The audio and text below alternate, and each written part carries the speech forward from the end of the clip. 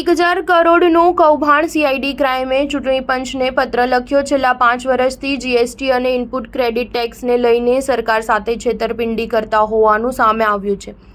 આ ઠગાઈ કેસમાં 200થી વધુ વેપારીઓ અને કંપનીઓની સંડોવણી ખુલી છે। જીએસટી કૌભાંડ અને ઇનપુટ ટેક્સ ક્રેડિટ કૌભાંડમાં સીઆઈડી ક્રાઇમે 2 શખ્સોની ધરપકડ કરી છે। ઉમંગ દરજી અને રવિ સોની નામના શખ્સોના રિમાન્ડ મેળવીને પૂછપરછ શરૂ કરી છે। બંને શખ્સોએ બોગસ પેઢી અને ખોટા બિલથી જીએસટી કૌભાંડ તેમજ રાજકીય પાર્ટીઓને ડોનેશન આપી 1% કમિશન મેળવી ઇનપુટ ક્રેડિટ ટેક્સ કૌભાંડ આચર્યાનું ખુલ્યું છે।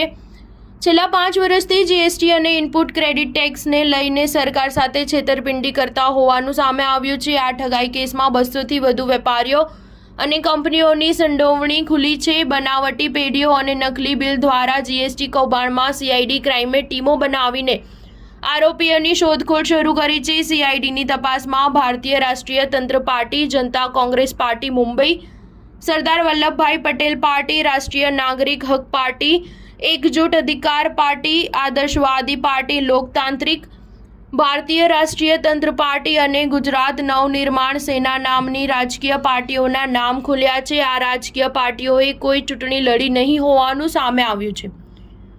આ કૌભાંડમાં ઉમંગ દરજી, રવિ સોનીની સાથે વિપુલ શાહ, ઝહીર મીઠાવાલા, કદન મુદલઈ, દીપક ઉર્ફે દીપુ ચોકસી, રેનિલ પારેખ, દુલાભાઈ ઉર્ફે ભૂરાભાઈ વેદ, મહાવીરસિંહ પરમાર, વિજય ચૌહાણ અને પ્રદ્યુમનસિંહ ગોહિલ વિરુદ્ધ ફરિયાદ નોંધાઈ છે। તમામ આરોપીઓએ બનાવટી પેઢીઓના નામે જીએસટી નંબર મેળવી સોનું, ચાંદી, સિમેન્ટ અને સોફ્ટવેર ખરીદના ખોટા વ્યવહારો કરી કૌભાંડ આચર્યું છે। સ્ટાર ન્યૂઝ 7 હંમેશા સચ્ચાઈની સાથે।